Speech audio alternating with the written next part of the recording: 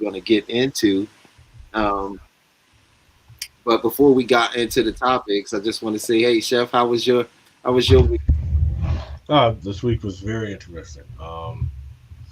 It was uh, it was actually a really good, gratifying week. Got some things done, and you know, kind of a very accomplished week. But then when you just kind of sit down, you're like, wow. You look back and you can appreciate it. It's one of those weeks.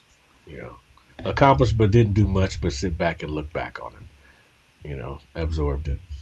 You Yeah, know. if you go, guys, if you're watching, please leave a comment in the chat. Let us know how your week. Did you get things accomplished that you were looking to accomplish? Did you run into roadblocks? Did some magical things happen? Some setbacks maybe happen? Share your week with us. We love to hear. Uh, It's hard. It's hard to hear you, Talib. okay, is this better? It's a lot better. You're kind of dipping in and out a little bit. Oh, okay. Here we go. How's that? There you go. Much better. Yeah. All right. Cool. All right. But yeah, we'd love to hear about your week. Please leave something in the chat letting us know how your week went. But our topic this week is the midlife crisis Hmm. and how that shows up in the modern age, right? And specifically, how that also shows up for black men. Because you might be surprised to know that statistically it does show up differently. And there is a stigma in this country, especially when it comes to the lack of psychology that's been occurring that a lot of people aren't aware of. And we just would like to shed some light on that. Maybe if you're out there and it's something you relate to, maybe you like to jump in, share your thoughts on that, and also share some things you may be able to do about it. So, Chef, you have share some of your thoughts? Yeah, I know a lot of men don't really know that we're going through a midlife crisis. That's the first thing. Because the actions are different than what our parents' midlife crisis were, right? Buy the fast car, get the convertible. You know what I mean? Like that was the thing that they did. We don't necessarily do the same things.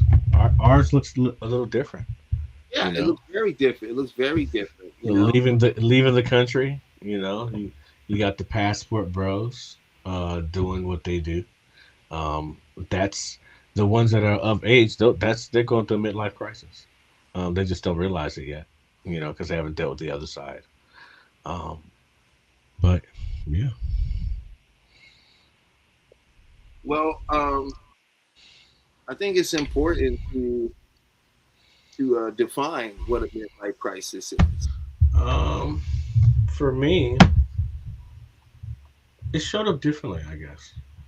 Because I can say I didn't. I knew something was off, but I couldn't put a finger on it.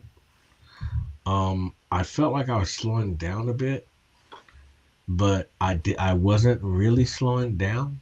You know what I mean? Mm. I know I got a little bit shorter. My fuse was a lot shorter. My patience was a lot thinner. Um, when I found out, I was like, oh, it all makes sense. But it took a while. I had to go to a couple of doctors and figure out what's going on. They do blood work and they tell you where your levels are correct and high and or low. But throughout my process of learning um, how to deal with myself during, I guess, the midlife crisis, it taught me a lot about men and what, well, hormones and how hormones affect men, right? And let's just say testosterone and estrogen. Because the older you get, the older we get as men, and we go into this midlife crisis, the least amount of testosterone that you produce, right? But you produce more estrogen, and the estrogen is what, at least for men, is what makes us angry and short and bitter, even more emotional because we're not used to having these high levels of estrogen. So we get short, we get cranky, you know. It's just a thing, and a lot of men don't necessarily realize what's going on until someone says, "Hey, you know, you get your levels checked." but it what I learned throughout this process about um, and this you'll probably understand this with testosterone and estrogen levels.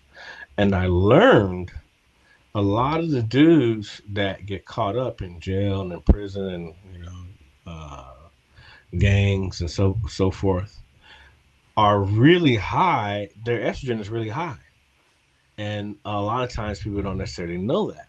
But if you can tell, the short temper, very angry, um, willing to just snap off in a moment, that is a very when you have a lot of estrogen, it really runs a man kind of crazy a little bit. And a lot of us don't necessarily know that. But I learned that through going through a midlife crisis, I guess, or, menopause. As they told me it was menopause, I said, look, this is what you're going through. It's like, oh, okay.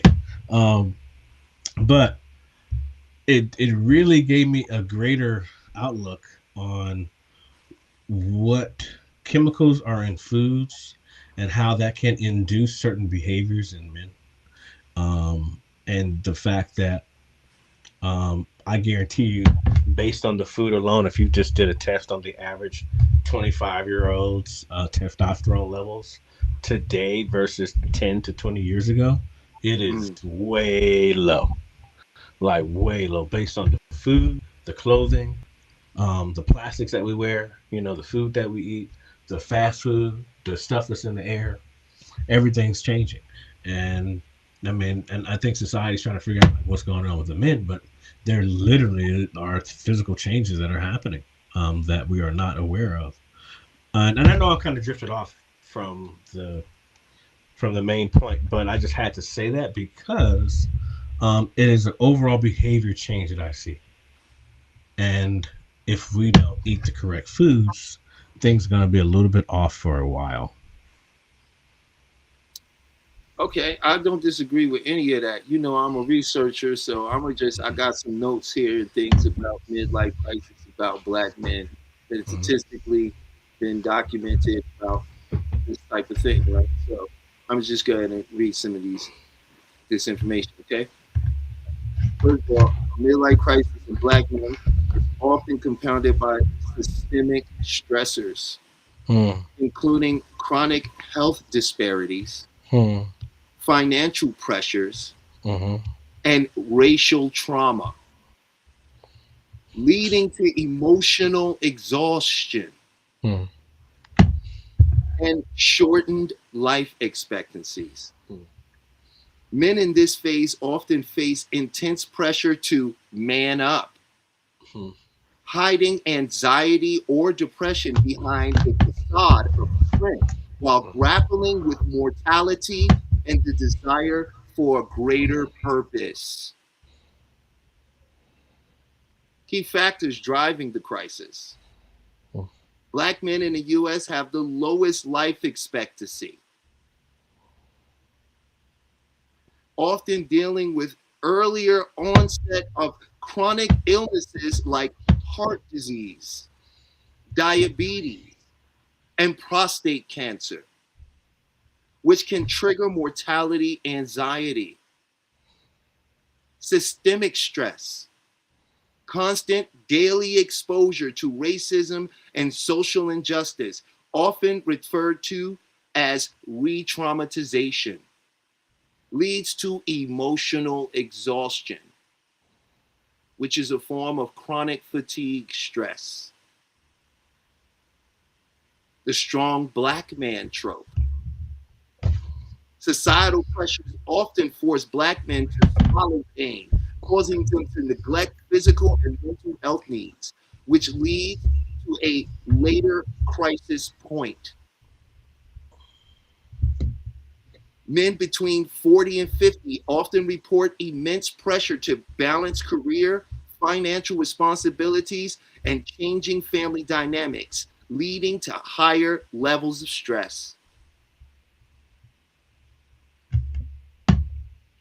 These are just some of the notes that I've taken about midlife crisis in black men, which are just a little different from just say general midlife crisis in America. Well, um, that is a whole different beast.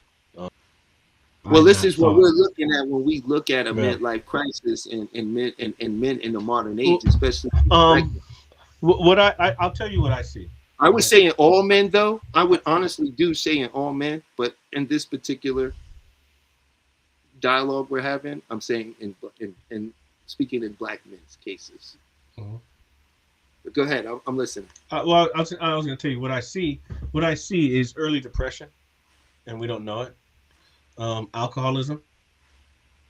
Um, uh, you know, a constant need to go out at a certain age. Still doing the same things. Um, and the alcoholism is kind of a common thing that you see. Uh, Dating young women. Um, what else? What else you got there? But I do know that most men do not realize you're going through it until something happens. Something drastic happens. And you have to pull back and reassess and realize what the hell are you doing, right?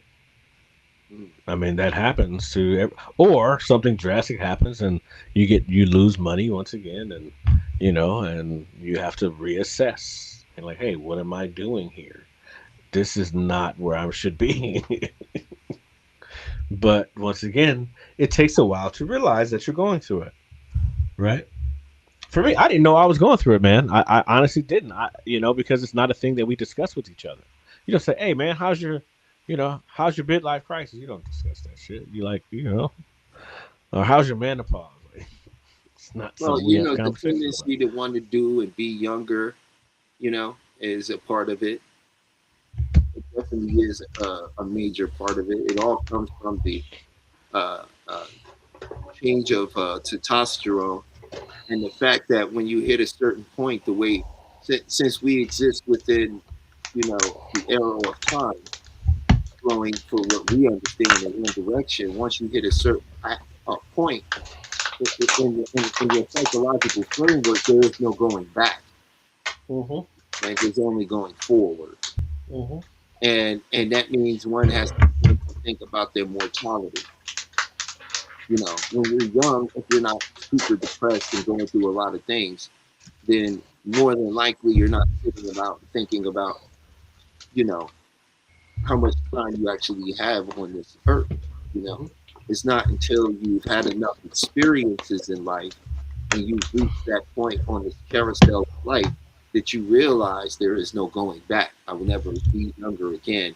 And then you start to look at things you wanted to do that you can't do, and things that you may think you can't do that you may be able to do, but you feel now that I'm older, this isn't appropriate for my age, because we've all had to deal with ageism throughout our life Mm-hmm. psychologically, right?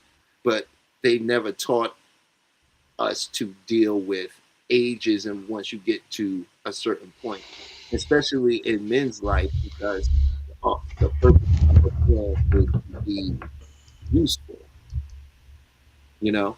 So if you're not being useful, or you're incapable of being useful, or you feel like a big part of what you were capable of doing came with your youth, right? This begins to bring in question your identity. And as all midlife crisis has to do with existential uh, uh, uh, sort of dread or crisis with, who am I now? Mm-hmm. If my youth defined who I was, when I don't have the youth anymore, who am I? Mm-hmm. Right? And in a midlife crisis, a lot of men begin to change careers, try to find a new purpose, right? Because a lot of the purpose was attached to the identity of youth. you know. But we've been taught to bottle it up and not, you know, express ourselves. So I think that leads to a lot of toxic behavior anyway. You know what I mean? And then when you tie in a midlife crisis on top of not being successful or feeling like your life is not amounted to what you wanted to in the first place, you can't even afford to go buy the car to make you feel young. You're right. So let me ask you this question: how many men do you think between the ages of 40 to 55 know that they're going through a midlife crisis? Out of 10, let's say out of 10, the average number out of 10. How many out of 10 do you think know? I would say out of 10, 8 know, You think so? That's 2 high. don't know, but 8 of them are refusing to accept it. They feel it. They feel it, right? Yeah. And because they won't accept it, this is why they go do what they go do. Mm-hmm. Right? It's a way of saying, no, it's not true. Man, I'll tell you, man, I really am enjoying the Middle Ages. It's just a lot different, you know, a lot more settled in. Um, the wisdom that I have now versus what before, I think is a main factor. Um, but you can just see the bullshit, like far beyond, before it gets anywhere near you. Like, oh, I see what that is. Just step out of the way, let it pass you by, and get back over. Well, there is I'm learning and learn, or am currently in the process of experience, and each phase of life has its unique beauty to it. It has its moments in it that you can be in and enjoy, Uh-huh. And I feel like this stage of my life is no different than that, right? Some of these things are things that we were taught to believe, Uh-huh. right? That are not true, right? And we end up repeating these stories like they're true, but they're not. They're not true, and then we make them true over time. Like I see a lot of people I knew who were unhealthy when we were younger, and we gotten older, and now they're like, "Oh, my body, I because I'm older." I'm like, well, not really, because you was complaining when we were young, bro. You was unhealthy when we were young. Now your unhealthiness, you can give the story to the age, right? Like, but it was there. It was already there. I've seen plenty of people that are in their 70s and 80s, bro, and they dancing and skydiving and lifting weights. Well, I mean, the thing is that men, we go through our little loss of period before women do. We hit it earlier than women do because we start losing testosterone at age 25. So at 25, you'll never have the same amount of testosterone than you'll have. You'll never be higher than 25 if it's natural. So, after 25, your testosterone drops, and it's on the fast track going down. Well, see, that sounds like organic language. I would agree with fast track going down. Like, I'm just saying. I know dudes that are 60 years old that just had babies, bro. It's not about having babies. It's not about having babies. You're talking about the hormone, the testosterone, that energy level. Yeah, because that's what I mean. We're workers of the nervous system, right? So, like, if a person's nervous system's out of whack due to their hormonal change, then what are we working on? We're working on putting it back into hormonal perspective. Because working with the nerves means working with neuroplasticity. But if it's not acknowledged that is a situation, well, then I'm not working with them. And there it is. All right. Right? These are people that would never even come to me. They're still going, I don't know what's wrong with me. I've tried everything. Now I don't want to try that. I've tried something like that before. It doesn't work. They get satisfaction out of that. Okay. You know what I mean? That's their story. That's their belief. I'm not people that's going to deal with me is the people that they understand something a certain way, and that's why they move on it the way they do. But I agree with you saying what about the testosterone, 150%. You know, I know that that has a great deal to do. I know we never will have what we had when we were younger. Mm-hmm. You know, but are you supposed to have what you had when you were younger to be healthy at the age you are and to be strong and vital and still lively? No, No, no. no, Mm-hmm. right? Because you're not even the same person anymore. That person doesn't even exist today. There's not one cell in your body that is from here when you were a child. It's not one ounce of blood or cell in you right now that is from the time when you were a baby. There's nothing in you there. It's all new. It's gone. It's Theseus's ship. This ain't new. A lot of, a Right. lot of, a lot of That's what old makes it brain. A the lot of old Theseus's brain. ship. You know what I Yeah. mean? But the body itself is even in the brain. Remember, cells are dying and reproducing. Not one of the original cells are there. You Mm-hmm. know, so I'm really like, yeah, you get. But if you're trying to if you're thinking that being healthy is what you was when you was 18 or 22, and you'll say 50 or 55 or whatever, Mm-hmm. right? Then you're not.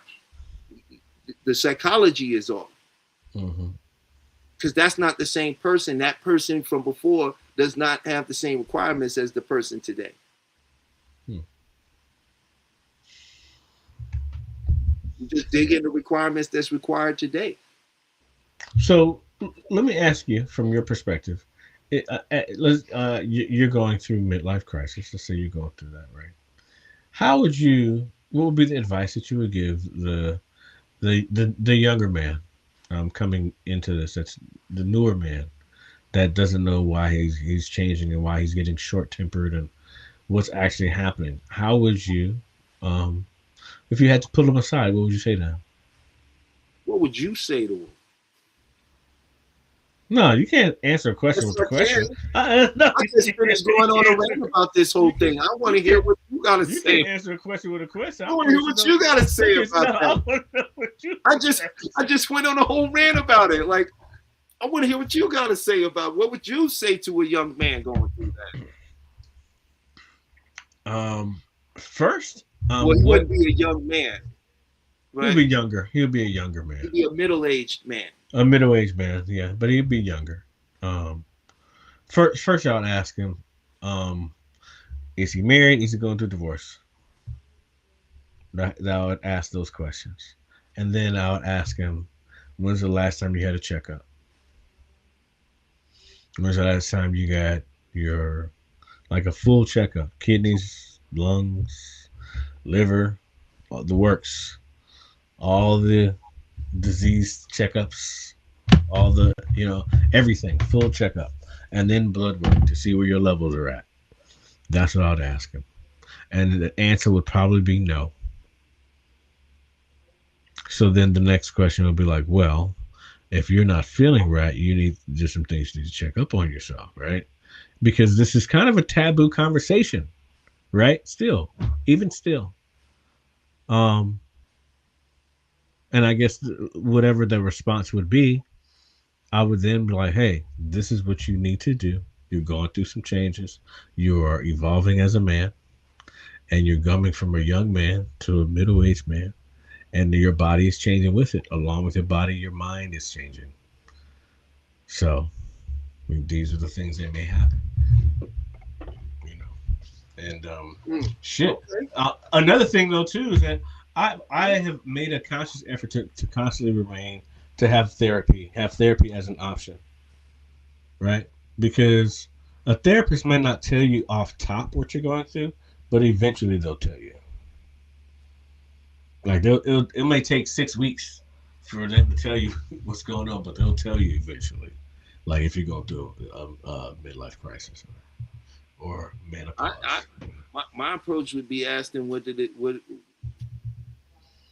first of all, what's happening? What is going on? Mhm.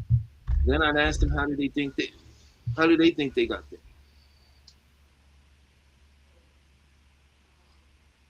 You see what I'm saying? That would be my initial approach, you know. And then I would get as much information as I can out of them about what they think is happening, Mm-hmm. you know. And once I get the story, right, I'm just gonna give it back to them in a way that they can hear it. And when I tell them their story back, I'm gonna ask them, well, what do you think you can do about it? Hmm. What's one thing you can do that wouldn't cost you anything to do that would help this? Work out. See, look, it's working already. Go work out. It's working already. Didn't even attempt for it to work right now, but it's working.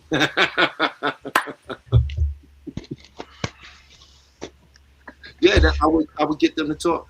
And when I get them to talk and we get to that point, right, then I can let them know some information in a non-judgmental way. You know, I let them know about some of the research that's out there that points in some of the directions and some of the things they do. And I would lead them to the place where they would come to the understanding that, oh shit, I'm having a midlife crisis. And they would see it. And then when they had that huzzah moment of clarity, I'm like, okay, let's have a session about this so we can change that. Let's let that go. Let's move beyond it. Let's look at what the next phase of life is. I mean, because it literally, I mean, all this stuff is approaching every single one of us here. If you're lucky, you can enter it and you can exit it. If you're extremely lucky, you know. But hey, no one talks about it. Like, no one talks about midlife crisis. Why not? Why have men so afraid to talk about this shit? It fucking exists. It does. It exists. You It's slow not, down. Your back it's not, hurts. Your knees bother you. But then there's changes you need to make within your diet and your mind. You have to reset. And you have to recalibrate. And you have to understand the body is not the same body as it once was. As you said, there are no cells in the body that remain in the body at this age. So everything that you're doing should be new or newer. Kind of like shock and awe, right? mm, Revitalize yourself, your body. But not you can't just revitalize your body because your mind is going through all kinds of fucking changes. So you got to keep your mind fresh too. You got to do some mental gymnastics. You know, well, I because like if to you tell don't, people that it's as hard as you say it is, it's as easy as you say it is. It's your perception, and you have the ability to reframe it because your whole mind is working off your imagination. Period. You know, and a little for anybody in the audience, if you're not at home, just imagine how many windows are in your apartment or your house.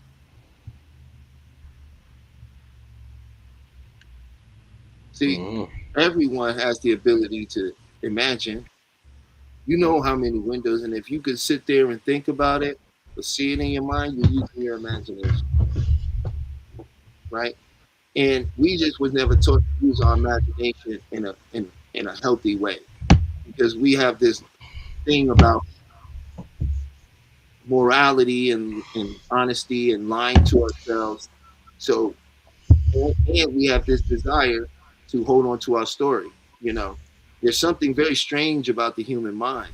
It's wired for stress. It actually will attract stress. mm. That's scientifically true. That's something that's provable, right? And it's why so everybody experiences some form of stress, right? So when you learn how to decompress and use your imagination, then I think with the midlife crisis stuff, I know I'm able to help people get past that point, right? Because it's really just a point of not knowing what the future holds and feeling out of control. It's a buildup of anxiety, and especially in black men, it's a stress. And like you were saying, why why they so afraid to say something. Well, when you look at what society has done, and really how it just individual men have visualized or pictured their life being, or the things and stresses they dealt with, and the roadmap they're following in their mind from whatever traumatic thing happened to them, then you begin to see why. Oh yeah, nobody's gonna say anything. We've been living in a culture that shames and demonizes men when they decide to show vulnerability. You feel what I'm saying? So naturally, you're going to that you if you stick your head out the window, somebody's going to slap you. You're not going to stick your head out the window. You see what I'm saying? And I think that's where a lot of men are with it, where it's like some men, they don't reach out now. Why? Because they tried before. They may have had a relationship with somebody, which that's something we can really talk about too. How past relationships affect men and how that carries over in their dating lives as well. But when you compound that together, I think that's where you find a big part of the issue when it comes to midlife crisis and not getting the help that they need, not a lot of help not really being out there. That is, we can just all know like that, because it's something that has been, pushed out of the culture. Well, once again, there's no support system. Um, you know, but I guess the next thing is, oh, you really need a support system for a midlife crisis, right? That would be the question. Oh, you need a support system for that. Like, you understand what I'm saying? So like it just it almost as if it's a conversation that was 20 to 30 year old conversation. It's not a new conversation, right? Because like, to be honest with you, I was hearing about this shit in the '90s, bro. Like I haven't heard about midlife crisis for men in the 2000 era, because you basically men have just kind of been just going from, I guess, escaping from the U.S. and not actually dealing with it here. So they just go somewhere else and deal with it that way, or just don't deal with it, and it just is what it is. But it doesn't make healthy people. It also doesn't make um, better men. Mm. No, I but don't disagree with that. Mm. I don't think it makes better men either. But that's why I'm saying, like, when you're able to understand what's happening to you, then you can make the necessary adjustments. Absolutely. You know, Did you know? Did you know that you were going through a midlife crisis when you were going through one? I experienced it in my own way. Hmm. I experienced it in my own way. And for me, it was sort of difficult. I was going through a lot of different things at the same time when that began. You know, when that began, for me, my best friend committed suicide. Mm. You know, and I had to deal with that at the same time. I was dealing with some other things in my personal life, and it did have a definite effect on me. And because of that, at points it felt like uh, it felt like I don't think I don't know. It's just a lot. It was like I don't know if I could actually handle that at that point. And there was times where it just became overwhelming, and it was a chemical imbalance that was occurring. Because the emotions would dip and move from anger to resentment to remorse to all over the place. Mm-hmm. So yeah. And nothing holds. You can go through 5 different emotions in one sitting. And you're like, what the fuck am I going through? What is this about? Like, is this serious? Like, am I going? Is something wrong with me? Mm-hmm. Because that is the question. But literally, what is the reference point? Like, When do we get the aha moment? I mean, it's not a designated time for everyone or anyone. I think that aha moment always comes when you hit your lowest point. And when that threshold gets low. We have a window, a threshold for tolerance for stress. And when it's either like a window, and when we run into situations that it hit our peak, that window gets a little narrower, right? Mm-hmm. And when we have immediate things happen right after it and right after it, we never give ourselves the chance for that window to open back up. It gets narrower and narrower until the point it's almost together. Which means these are people when the littlest thing can set you off, Mm-hmm. And I feel like when you get to there, um, when you get like that, and you reach your lowest point, or something you've been trying to avoid happening to you, because it's so much wrapped up in your identity. When it finally happens, and you are still standing there after the aftermath, then I think that's the aha moment. That's the realization that you are more than what you thought you were. My Now, aha, that was my my. I'm interrupt real quick, man. I'll let you finish it. My aha moment was when women told me I need to get my shit checked. They're like, dude, you need to go get a checkup. Something's not right. I'm like, what do you mean?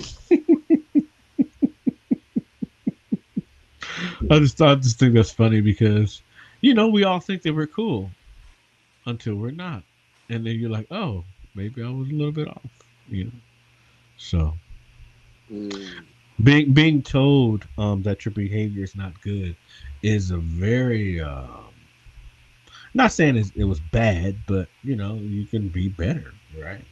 It's very like, hey, you got to look at yourself. It's like, did I do something wrong? Because a lot of times you don't feel like you did, but it could have just been your tone. And for me, it was my tone, which it made me make a conscious effort. Like, this is so crazy because it all links up to back to hypnotherapy.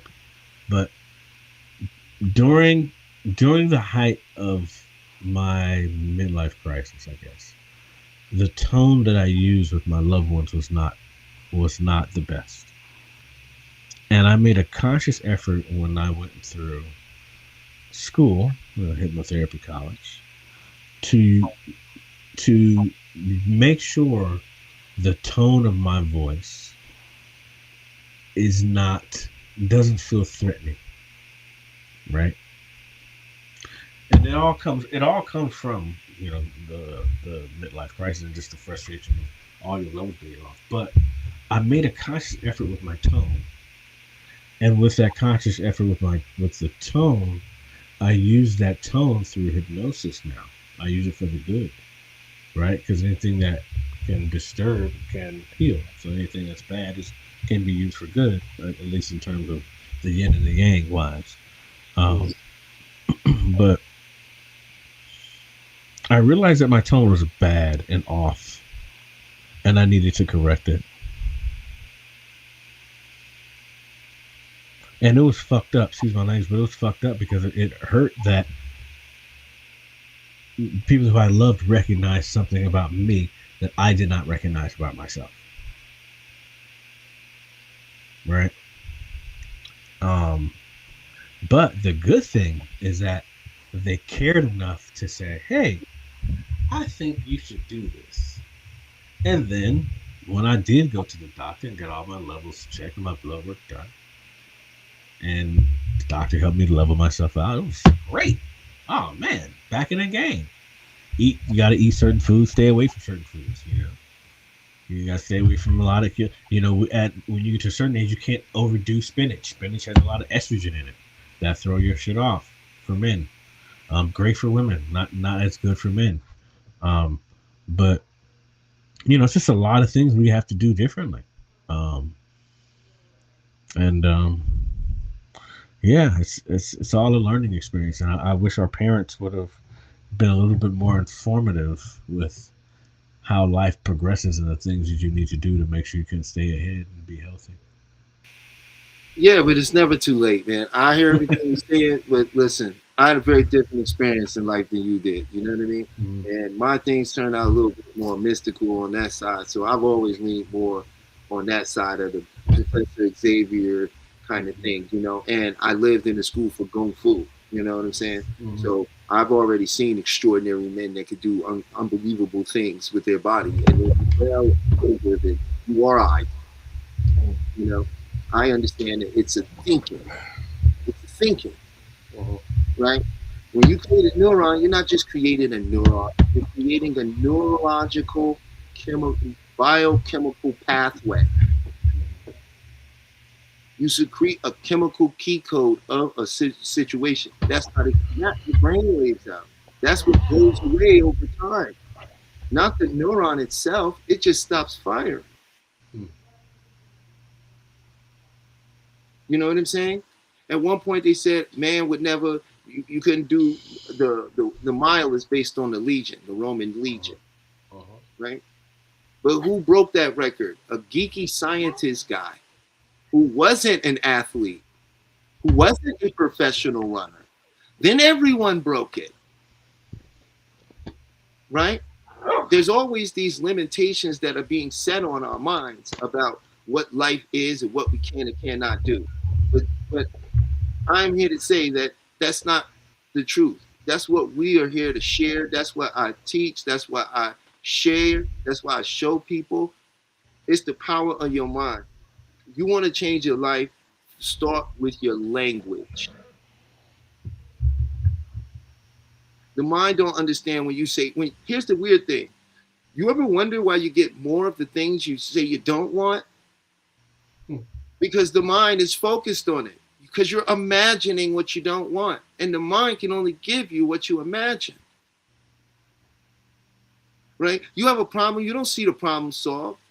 You want to work out, you don't see in your own mind yourself working out, how good it feels. You don't do that. You start complaining. You start thinking about how hard it's going to be, how hard it's been, what you look like now, and how hard it's going to be to go from that and looking like that, and what day of the week and where it will actually fall. You rely on the physical world to tell you what your life is. And that's why we're being owned right now. And the best way to escape that is to start understanding it's your own mind that's creating what your life is. There's studies out of Stanford, out of MIT, and several other major universities showing where they did the power of mind, where they had athletes trained through hypnosis and meditation. And they gained the same level of training skill as the group, and in some cases more, as the group that physically worked out. The mind is it doesn't know the difference, right? And we all going to get older. We all going to pass out of here. But the important thing is this: you get to decide what that's like, what it feels like, and what it means. And because we haven't had that opportunity to understand that, we still looking to other people, and they telling us from their terrible experiences, their terrible family, friends, and other anecdotal things that they heard about how terrible it is for us to get older and never be that kid again. But what they don't tell you is that because when you come to people like Chef and myself, you learn there is something called an inner child. That is a part of your psyche. That is a part of your psychological makeup. And that loving, wonderful inner child, even in men, that they told us, being that boy that loved to run and play baseball and football and all the other things, is still there. And when you get in tune with that, I think during a midlife crisis, right, I think you won't be in a midlife crisis. I think at that point, you become to understand that you're at a zenith in your life to where you can do anything now. You are fully grown and fully capable, right? And it's not over.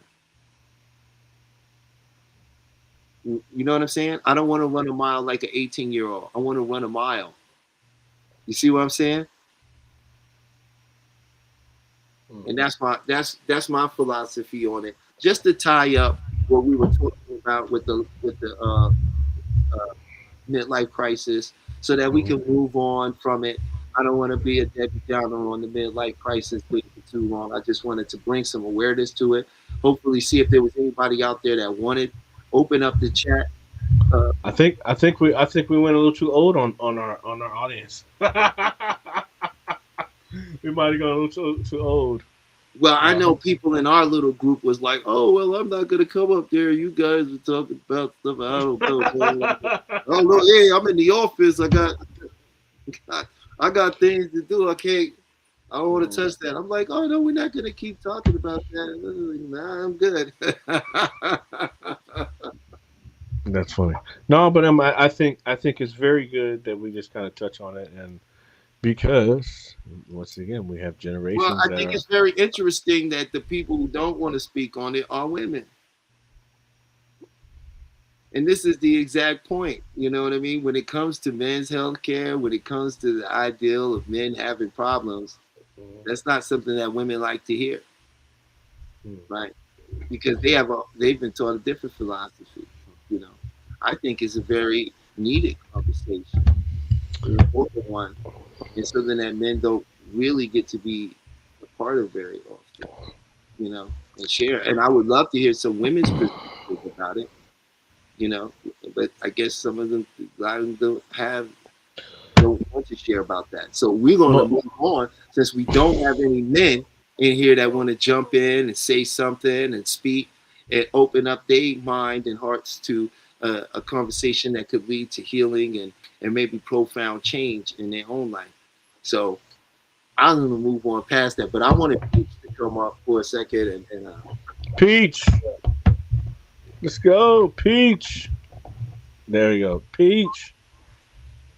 Come on in. There we go. Yeah, yeah. There she is. So, what is it that y'all want to know about your conversation? I think it's awesome. First off, I'll just say that much. Um, I am not a delusional woman. I understand that men go through things. It's a natural occurrence. It just makes sense to me, right? If a woman has to go through changes, why wouldn't men go through changes? Why wouldn't men have psychological things? Just because y'all don't have menstrual cycles and do all the things that we do, it doesn't change that you're human. You're a person. A lot of the So changes are similar too. Like hot flashes. Sometimes cats be like sweating. You're like, "Yo, why you sweating?" They're like, "I don't know." we don't think it's a hot flash, but that's what it is. You know what I mean?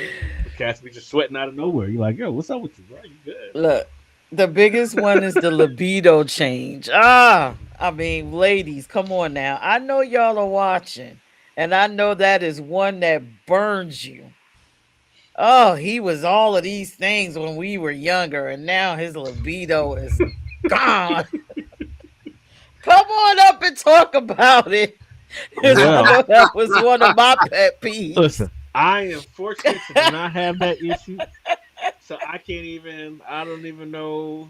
Totally, could you handle that conversation? I can't. I can't. Listen, I have it's a no lot of expertise in that. men. listen, there is a lot. I'm not going to sit here and say I'm one of them, but there is a lot of men. Listen, I know that there's a lot of men that suffer from ED, right?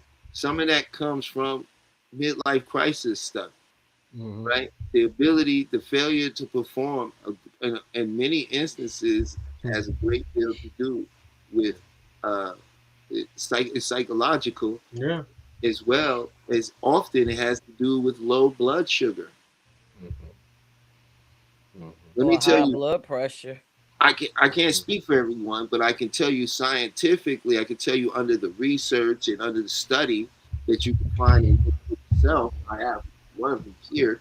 Um, that blood sugar is the reason a lot of you have anxiety. It doesn't necessarily just cause the anxiety, but it's a stressor to the anxiety. It can Hmm. amplify the anxiety. right? Mm. Because let me tell you, in 1800s, the average person was it 5 pounds of sugar in a year. Probably less than that. By the 1900s, it was what 70 pounds. Jeez, You know how much it is now? probably like 500 pounds a year. 170 pounds of sugar It's a still year crazy. It's per crazy. person. That's crazy. I mean, it is a drug, you know. You have to understand it's the number one problem in most people, right? Because what you're experiencing is like a free fall, Mhm. right? Right? Because you know what your pancreas does, right? The pancreas produces the insulin Mhm. that takes out that sugar that you don't need. But what happens when you take too much sugar?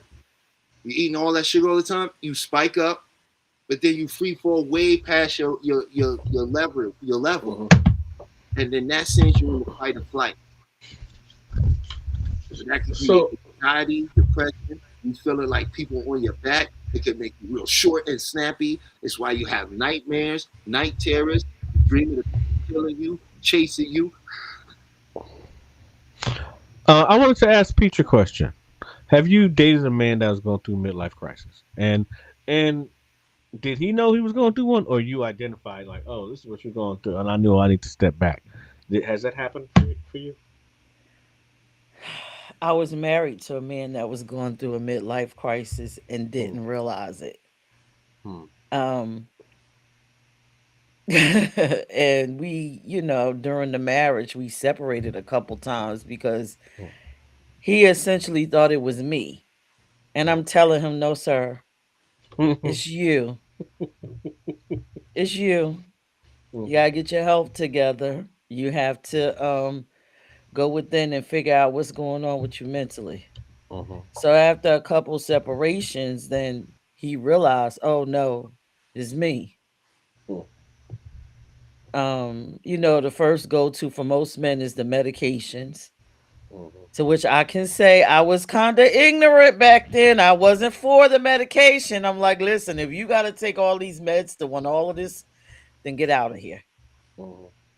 But I've learned peace and patience. But yeah, I think I have dated a couple people going through a midlife crisis. And what was the most blaring, the obvious, like what was the tell, like the obvious like thing that stood out that made you know that they were going through a midlife crisis? Besides the ED, it would be like just the mood swings. Hmm. Like men Real, have terrible real mood short, swings. real short. Yeah. Hmm. Mhm. Over the most pettiest thing. You're like, "What? Are you really upset over a pencil? Hmm. Like why are we But arguing over a pencil?" full on But full upset. on like, Yeah. "Oh my god, I can't believe you." I'm like, "What? Are we mad over a pencil? Is this what we're doing today?" Mm. It's so bad. It's so bad because I just know. I remember myself catching myself like kind of what you said, but I said it to myself. Like, am I really tripping on this? I was like, oh yeah, I gotta figure this out. I can't be like this Yeah. because you don't really understand like what we go through. We don't understand how we actually affect the loved ones, and I think that's the most important part about having this conversation is how we affect our loved ones when we're not going through something that's major in our life, and we try to act like it's not right. Like because going through a midlife crisis and going through menopause are milestones that you are if you've had a good life you're privileged to be able to go through those things, right? But we never talk about how we handle them, and you know the good side and the bad and the downside. I don't know necessarily know the good side, but the downside thing, It is a good side because y'all have higher highs of happiness. The downside is just as bad, but the happy, oh my god, I love you. Mhm. You're the best person in the world. I can't believe I met you. It's like, okay, are you okay? Is there a happy medium? And another thing with men, y'all sleep patterns change. Oh yeah. Hmm. Mhm. I've Wake up 3, 4 noticed. o'clock in the morning, 4 o'clock and 4, 5 o'clock in the morning. Go to sleep at 9, 10, and sleep good. Sleep every other hour. Oh yeah. Hmm. Like, why are you up? You know, I think I was talking to you, Tyler, about I was talking about my hours changing and like getting used to change of career and lifestyle and not just the habits are just different. You know, I don't have to get up at 5, 4 o'clock in the morning. I could sleep in if I wanted to, even though I don't. But the Mhm. desire is to be able to. You know, but you still can't. You know, um, wanting to stay up late and you can't. You're like, oh, I'm gonna stay up and watch this. Man, you out at 9:15, 9:30. I'm out. Like, no coming back. Like, Ugh. and you don't want to get up. You're like, nah, I'm good. I forget that show. You know. But, Did I give y'all enough signs? Because y'all have so many. When y'all get a little older, it's definitely different. mhm.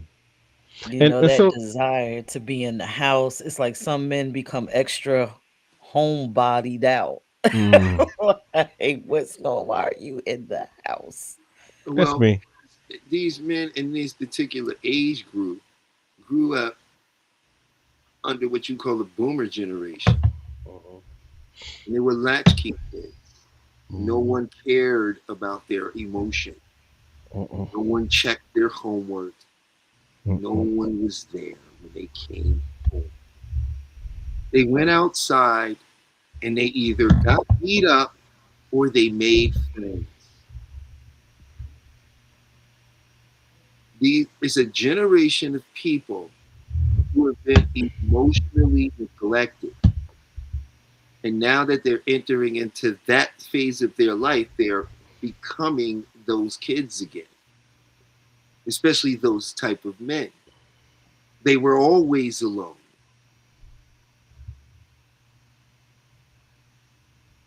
People forget that. You have a whole generations of Americans where their mothers and fathers were partying. They were abusive.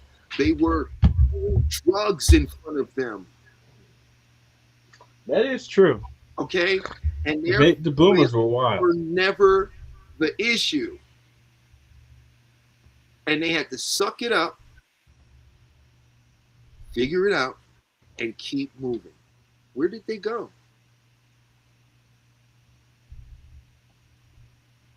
This is what I mean. A lot of people walking around because we all wear a mask. And most Mm. people, you don't, you meet the mask. Hmm. And body The syndrome, representative. right? Mhm. When you learn about the body and body syndromes, you learn it works in like four parts. Here's your front half, right? You carry some pains and discomforts here, but you know what? Your back half, that's all the stuff you don't want nobody to know about. That's what we care. That's why a lot of our financial, when we worry about money, it's in our lower back behind us. Why? We don't want nobody to know about our financial stresses. So we carry them in secret. It's the load on our spine, you know? And I think a lot of these men, when they hit this point, they end up reverting back to what it meant to be. Why would they ever go, I need somebody to talk to? They grew up under the psychology. Nobody wants to hear what I have to say. It doesn't matter what I really say because they're used to getting pushback and argument and or being told they're being ridiculous or suck it up. Everybody out here suffering. You ain't the only Mhm. one with problems. And this happened before they got into relationships. Then they went into relationships trying to fix that. Then that went to hell. And what would they go back to? Oh, well, gotta rely on myself. Let me go back in the corner. We'll buy me a PlayStation. Get me some dumbbells. And I'm an Uber. And just get what I need. It becomes this type of thinking. Because that's what they know. If that's from my expertise. Sounds boring. They need to get a therapist and get a life. We're up here right now. Because I'm not the therapist. We in the feel good business, so uh, But once again, so let's talk about menopause. What are ooh. the similarities that you notice, Peaches, with men and women? Because since you were with a man that went through midlife crisis or menopause, whatever you want to say, versus you going through menopause, what was the difference that you saw, or was there even a difference? Mood swing. It's just about the same. The mood swings. Only thing you're Mm. not um losing the little girlfriend every month. That's the difference. That's it. We have terrible mood swings. Some of the women go through real desert dry spells. That's a lot of men probably have like these huge midlife crisis because their woman just dries up. Some women is sex is Mm. painful, and then there's some Mm. that's just ready to, yeah, let's get it. Mm. So, but it's basically the same. Mm. Mm. Well, what do you think, sir? me, Talib? honestly, Yeah. step away from that one for a little bit. Go ahead. He said, I'm just getting out. Well, I just think Get out of it's that just, one, I didn't know. I was like, well, I I just think know, it's, jump in. yeah. I mean, I think it's interesting that we literally go through a lot of the same things. We just don't know, because we look at theirs and they probably look at theirs like, yo, that person's stripping, and you're like, yo, that person's stripping. well, it's the same because I don't really look at it as man and woman like that anymore. I really go into the phrase of emotional and the physical, right? Mhm. And there's the emotional male, and there's the emotional female. There's the physical male. There's the physical female. You know what I mean? And I start looking at it more from that lens on the EMP scale, and how emos express things differently inward. Because Mhm.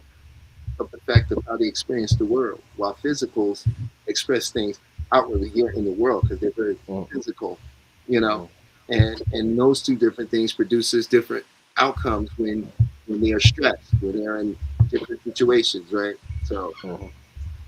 to me, it's not a man or woman thing as much. I see similarities because we both man and woman, our testosterone is affected, which Mhm. governs our personality, helps govern our personality as well as a woman's estrogen is affected, which helps regulate her personality and moods. The thing that regulates our personality and moods are affected in both of us the same. Mhm. Secondly, we both experience it psychologically. It's in our head. We're the ones that's dealing with it, regardless. A million women are dealing with it, or a million men are having this right now. I am the only individual, is the only one that can feel what I'm feeling. So Mhm. for both parties, it's personal. And you know what I mean? So to me, it's like there really is no difference. Everybody gets to that point where you realize that the carousel ride is getting shorter. The Mhm. ride's getting shorter. And now you asking yourself, what does it mean? What does it mean? Am I gonna get everything Well, I'm supposed to get? one thing I do hope that anyone who does actually watch this, and no one really want to call in because like, hey, that's a subject matter that they don't want to touch. But I think that it's just some information. Like you can take this information, and if your mate or your other is between the ages of 40 and on up, and they might be acting completely out of pocket, one of the things that they may be going through is a change, and it's important for us to recognize that and maybe help them, and or say, "Hey, I know what you need. Could you come sit down here and talk to me?" I'll tell you how I handle it. Mhm. I guess this maybe you tell me if it's an emo thing. Hello, everyone. I'm an emo, and please, I'm up here. Please join me. The link is in the chat.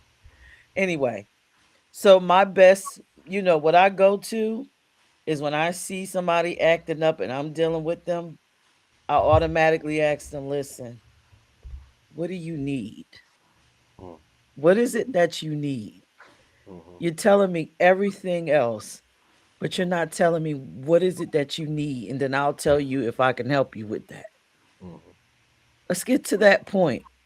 mhm, Or if they're going off on someone else, I become the peace. Somebody got to be the peace, right? mhm, mhm. I'll be like, listen, it's not that bad. Let's calm down and let's just do something different. But what is it that you need? What are you trying to say to me? And that normally works for me to bring them out of that space. So is that an emo thing or? No, I think that's more shenanigans. Shenanigans. Oh, okay. Yeah. Well, I would just say that was a good person thing. You know, Mm-hmm. that's just being a good person.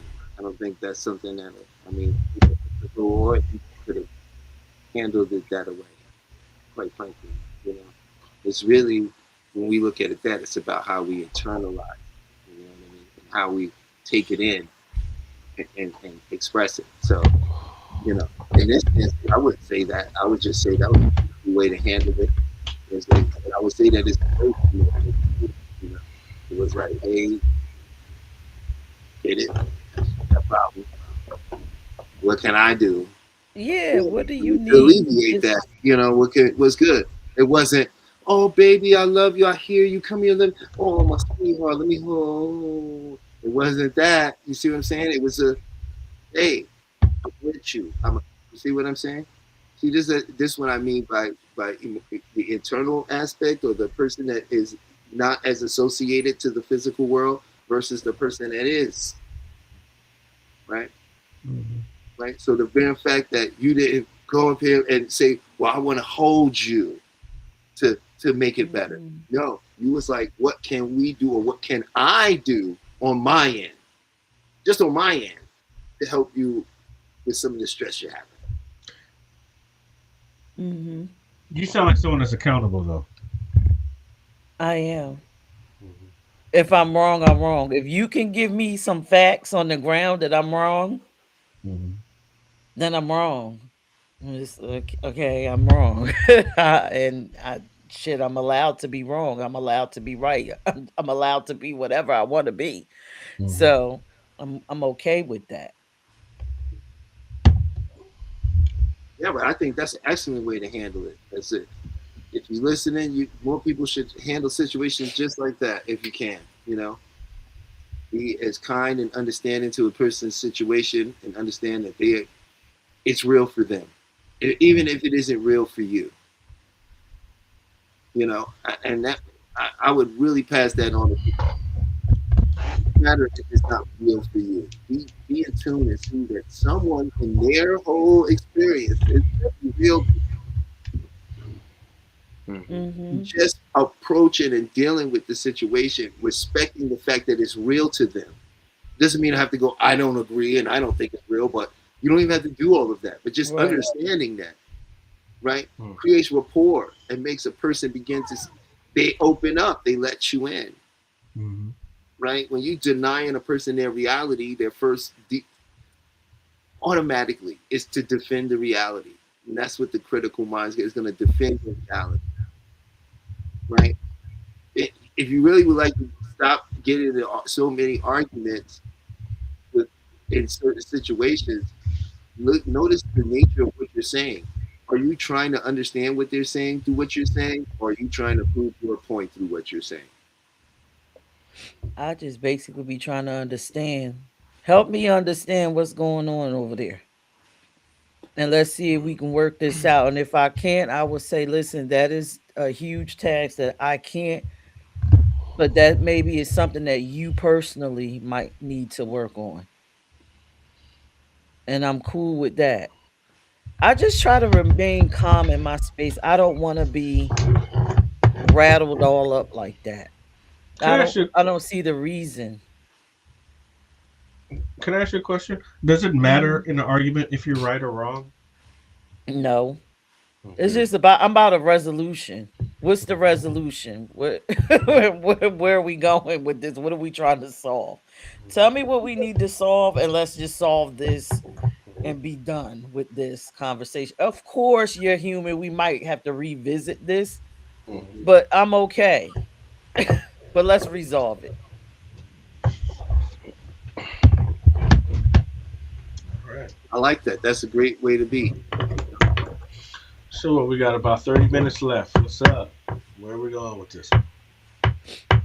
I don't know. I did want to say this much for the women that's watching. I think a lot of it is not that a lot of women probably would say, "Oh, I'm kissing ass or whatever because it's guys," but I'm not. I'm past that stage where I'm immature and looking at men as if they are workhorses. They are not. They are people.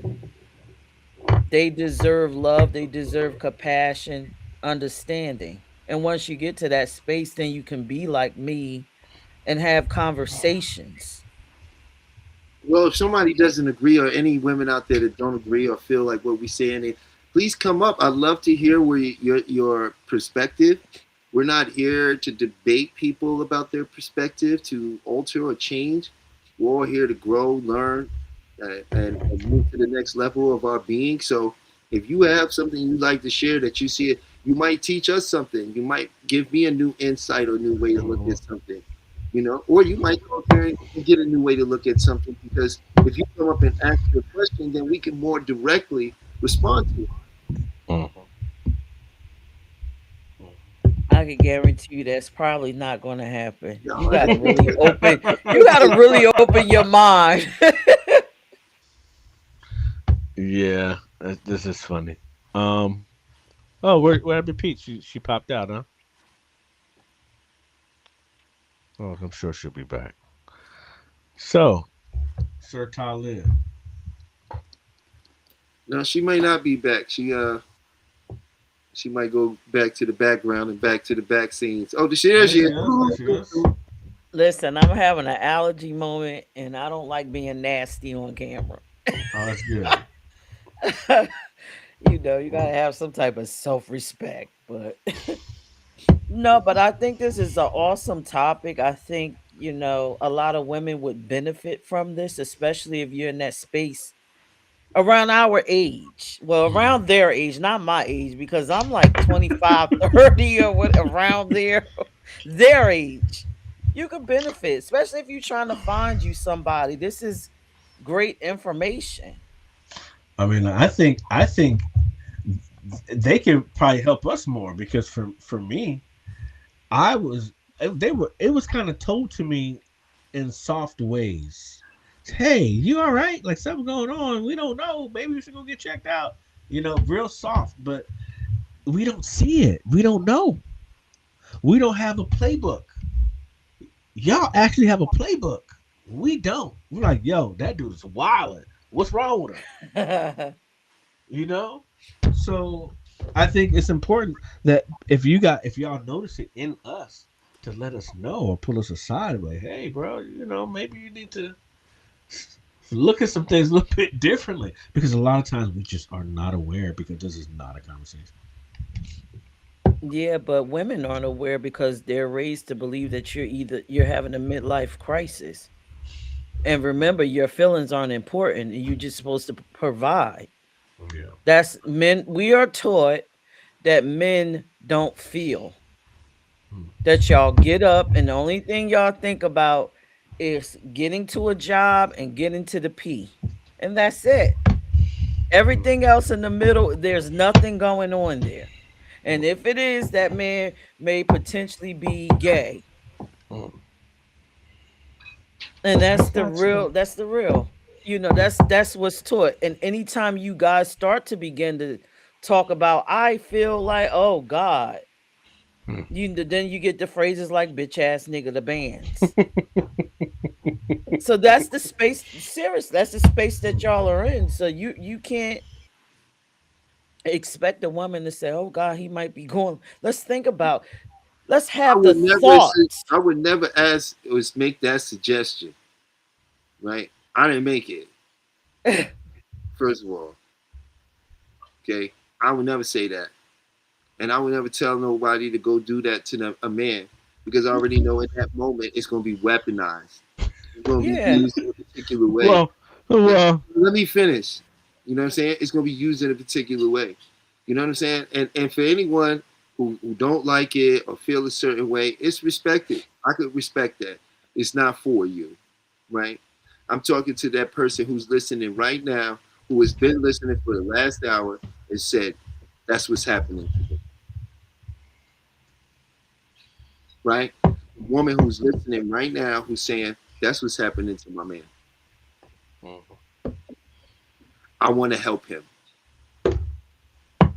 You see what I'm saying? I'm talking to the people that care, that have that situation. If you don't have this situation, I totally respect why you think this is stupid. You don't care for it. You have that in your reality. You are correct. But thankfully, I don't live in your reality. And my beliefs don't require you to believe them.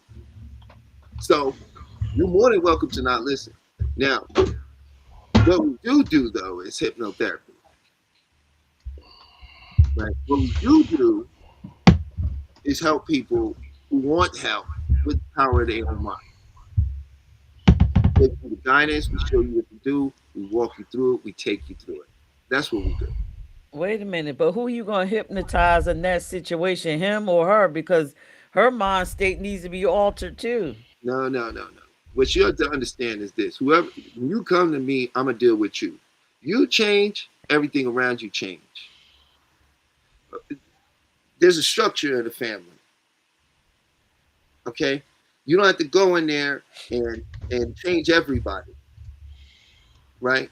When you step into your power, when you step into your understanding and you step into your own alignment, right? Other things begin to move within that alignment. That's when people go, what are you doing? He's changed. You don't have to tell nobody, look at me. They want to know what you're doing. And that's when you tell them the amazing things you're doing. And that's when they take it seriously. That's beautiful. Ladies, if you do come see to live and you start getting your mind changed, also get a bank account and start putting some money away because your mind might be changed to the point where you might need a divorce. Just get that money and have it right. I'm just, I'm just joking with you. But no, seriously, when you're sometimes it shifts and it's okay. Reality changes. I know mine has, so. And I was wise enough when I was pivoting to start putting that money, go get that retainer together. It's okay. I'm just adding comic relief here. Yeah. That was for the, since you want to put this reality of haters out there. I don't really believe haters exist in my universe, and that's just for me personally. I've learned a great deal about the important thing is your language. Start speaking your reality that you want to experience and stop speaking for your own limitation. You spent years saying how you're right about the things you don't like and don't want. Has it changed anything? No. So what's wrong with just trying? We're in the feel good business. Will you agree, Chef? Oh no, I'm here. We're definitely in the feel good business. And we're here to make people feel good, but you can't make a lie feel good, can you? You can't heal a lie, right? And if you're not speaking truth, then what are we going to heal? Are you asking me a question or are you making a statement? It's both, a little bit of both, a little bit of both. Both of A us little bit sat of up both. like, wait a Yeah. minute, let us listen. A little bit of both, What do you but mean? you know, we're What do you mean lie to yourself? I show people all the time that the way they choose to say things, it's a choice. And I say it right back to them in a different way. And they go, yeah, I could have said that. Lie. You don't have to lie to yourself. Who said anything about lying to yourself? Reframing. It's neuro linguistic programming. One of the first things you learn out there when you start dealing with your mind. It's your framing. It's how you're perceiving it by the story and the emotions you attach to it. You can change that. Everything in your mind right now you think is happening is sitting somewhere, right? The future you really want to live is in your mind. You close your eyes, it's far away from you. It's not close to you, it's far away, right? What's close to you when you close your eyes? Your problems, everything, your life that you don't want. That's right there. Why? Exactly. Because the mind. And when you switch, reframe it, turn it around, change the story, mind don't, it's living in your head. It doesn't know the difference. It says, yeah, that's true. And that's what you experience. That's the gift. That's where we in the feel good business, because we can help you reframe. We can also assist you with letting go and moving past. And this is the power of what we do, that moving past things and that ability to reframe it and change it. It's all just a story. It's all just a story. So I'm gonna tell myself some beautiful ass stories.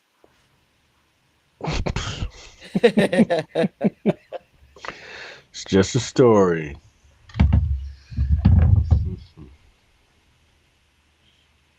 All right, that was a dramatic That was pause. But you got to say, Chef, that was a dramatic pause. Yeah, radio silence. Yeah, radio silence. Yeah. But we about coming up Yeah, to lighten it the up. show for the night. I feel like we got about an hour and a half in right now. Yeah, we got an You hour and a know, half in, and I thought Peaches. someone would call. I thought someone would be interested in talking here. Oh, it's This, okay. They listening. I mean, sometimes you don't have anything to say when you absorbing stuff. They just yeah.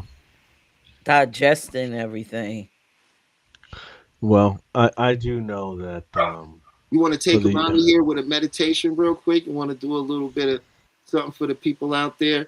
And we could do a little something. And please do not participate if you are driving, operating heavy machinery, Please don't. or doing anything that requires your full attention.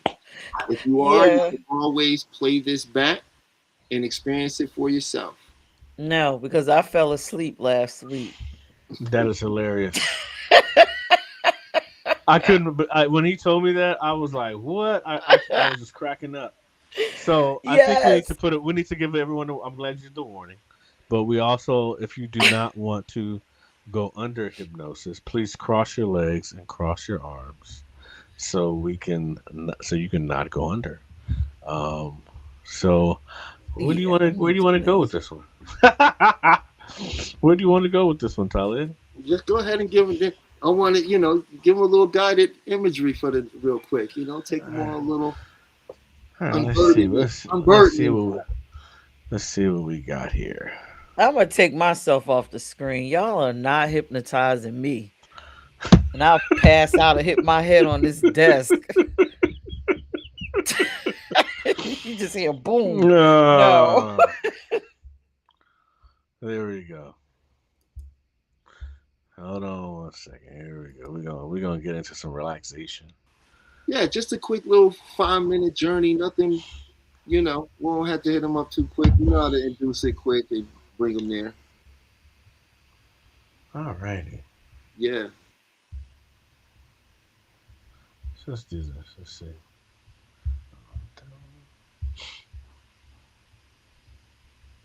Almost there, y'all. Almost there. We're getting to you. Getting to you. We'll do some progressive relaxation. Yeah, get them with it. Yeah, hit them with the progressive. Hey. I'm gonna repeat. Please do not participate if you are operating heavy machinery and driving home from work or using a forklift or cutting grass, whatever you're doing. Please do not participate if you're operating heavy machinery. If you are doing anything that requires your full attention at this time, this is not something you should participate in. But you can always come back to the recording. And now, allow your eyes to remain comfortably closed and simply begin noticing your breathing. No effort, no control, just awareness.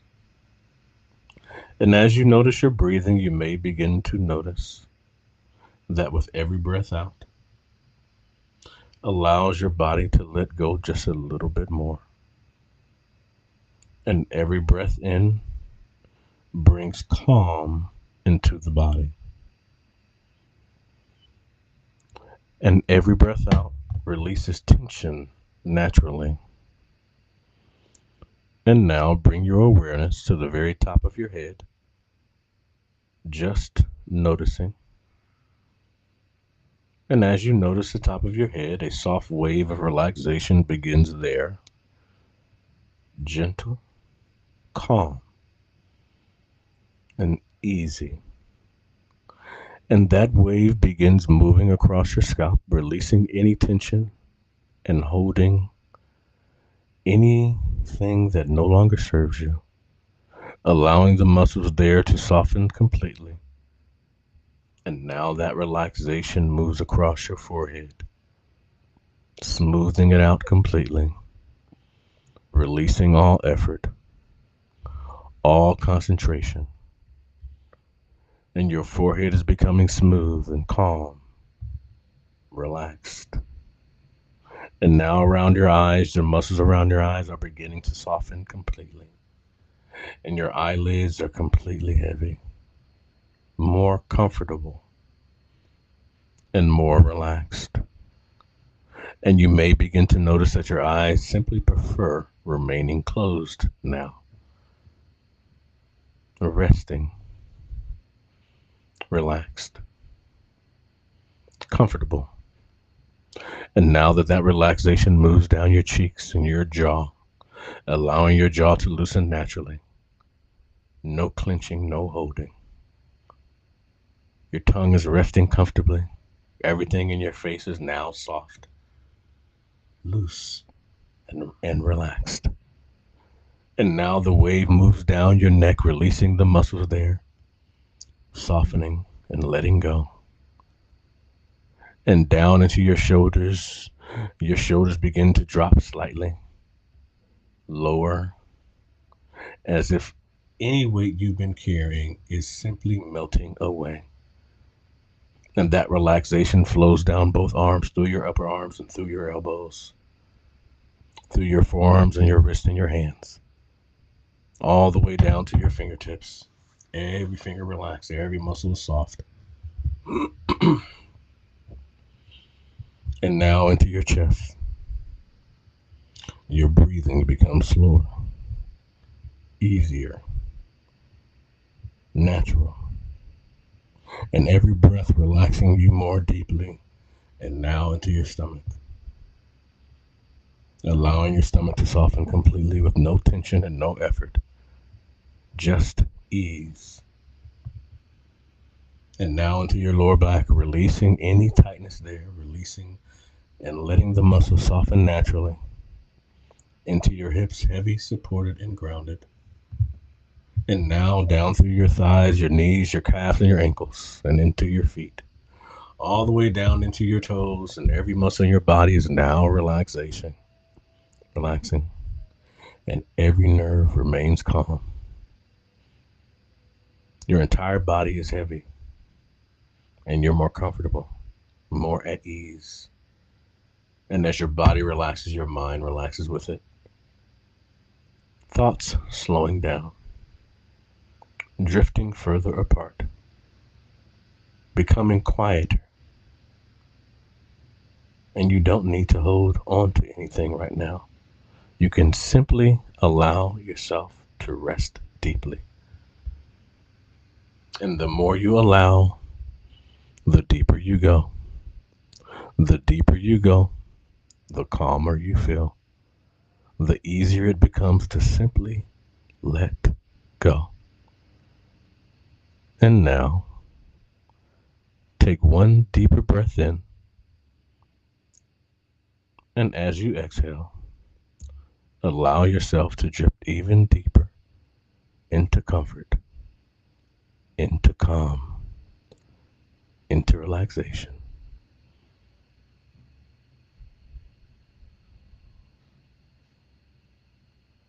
And in a moment, we're going to count you out. And one. Your energy flowing through your bones, all the way from the bottom of your feet, all the way to the top of your head. And two. As that energy flows to the top of, from the bottom of your feet to the top of your head, your blood starts to become energized. And three. Your body starts to get motion and starting to feeling life back into it. And you're getting the Jones in your bones. And you're starting to move around and get that feeling again. And two, your eyes start to open a little bit and you become aware of your surroundings. And one, eyes awake. Eyes awake. 1, 2, 3, 4, 5. Eyes awake. Come back to us. Eyes awake. And 1, 2, 3, 4, 5. Eyes open, wide awake. Come back to the room. 1, 2, 3, 4, 5. Eyes open, wide awake. Peach. 1, 2, 3, 4, 5. Peach. Open your eyes and come in here and let us know you're awake. And those who enjoyed that session, thank you. I am awake. I turned on Billy Carson. Y'all wasn't gonna do me in. I'm not having it this time. Oh. Oh my God. But if you were gonna have it, you would have definitely been relaxed on that. Yeah. That will take you down.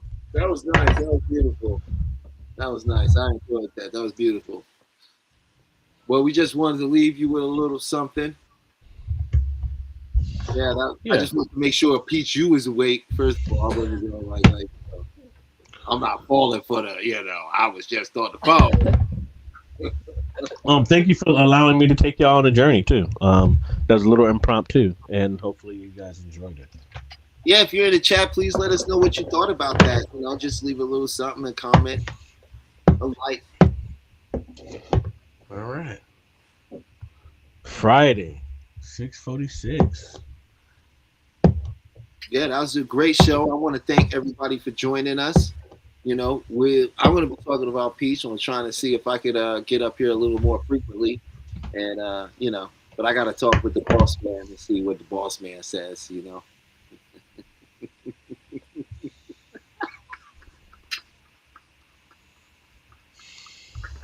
And what the boss man say? What the boss man say? I'm curious what the boss man say. I'm just looking for him. Oh, Like, that was where? funny. That was a compliment. But she dodging him. She doing the Matrix on the compliment. Oh yeah, yeah. I saw. Like, they're gonna hit you with a compliment. Yeah. I don't owe you nothing. You give Peach a compliment, she throw two back. There it was. You see it? But I love you, Peach. You're amazing. I appreciate you. And we appreciate everybody that joined us. All our information is available in the description. It's easy to get a hold of us. You can find me at Beyond the Mind, hypnotherapy.com. Please, there you can set a consultation. You can also read some of the information that I have available on the page. And the discovery is free. It costs nothing. You sit down and talk and just see if there's something we can do together to put you in a better place. Yeah. Thank you all for coming and watching and see what we do. It's always a pleasure having you, and thank you and for giving me the honor to be the guest host for this show. And we'll see you all next week.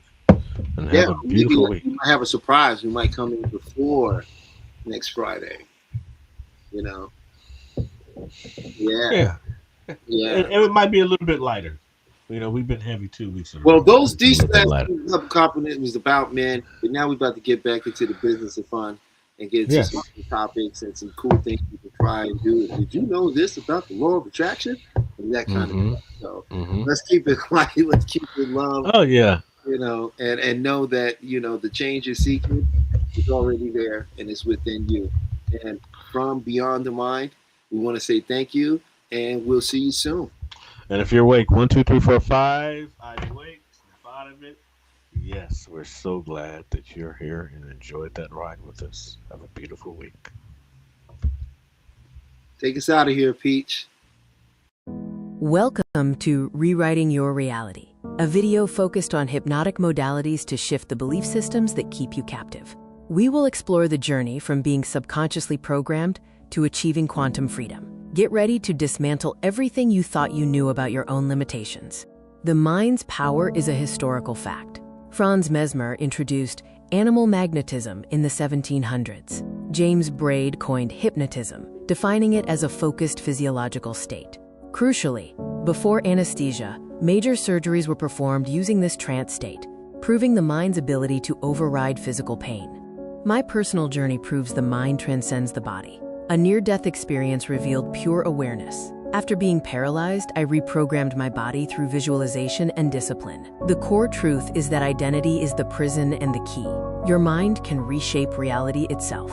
Unmasking the global hypnotic modality. Secret societies and governments. They understood the power of the trance state long ago and weaponized it to shape societal structures from the shadows. Corporate hypnosis. Advertising and media use sophisticated neuro-linguistic programming, NLP, to obscure reality and shift your belief systems without your consent. The ultimate goal, to control the narrative, consumption, and consciousness of the masses, turning individuals into predictable units of a manufactured paradigm. They are the masters of the hypnotic modality. The first element of global hypnotic modality is authority, manufactured to establish psychological inferiority. Uniforms, robes, and controlled environments trigger unquestioning obedience. When you look up to an authority, your critical factor is lowered, accepting suggestions as absolute truth. The uniform is the first induction. The second element is translogic, a self-contained system logical only within its own framework. This creates a closed loop of reasoning. A doctrine establishes ultimate authority, turning rules into absolute truths. The paradigm acts as a perceptual filter, making external manipulation feel like internal conviction. The third element is overload, creating an intense, rapid-fire experience that bypasses the conscious mind. Techniques include sensory saturation, emotional triggers, and message overload. This forces the subject to feel something profound, anchoring the belief without rational scrutiny. The heart accepts what the head has no time to question. The grand illusion is when you become your own hypnotist. Division keeps us fighting each other, distracting us from the masters of the modality. They use filtered evidence to make you doubt your power. The ultimate control is when you self-hypnotize with their suggestions.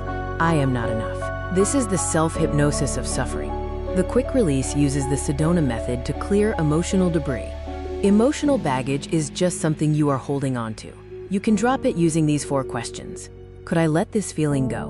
Would I let this feeling go? When? Answer. Now. Repeat until you feel a tangible shift in your state. The reframe shifts meaning and reality. Change the meaning you attach to an event, and you change your emotional response. Content reframing actively searches for the positive intent or hidden benefit. Failure is just data and feedback. A block is a stepping stone. Change the question to change the destination. You are already in a trance. Self-hypnosis is choosing your own program. This is your new operating system. Use a simple countdown to enter a deep state and plant empowering beliefs into your subconscious mind. Consistent practice rewrites your core identity, dissolving suffering and manifesting the quantum you. Are you ready to take your quantum leap? This exclusive transformation package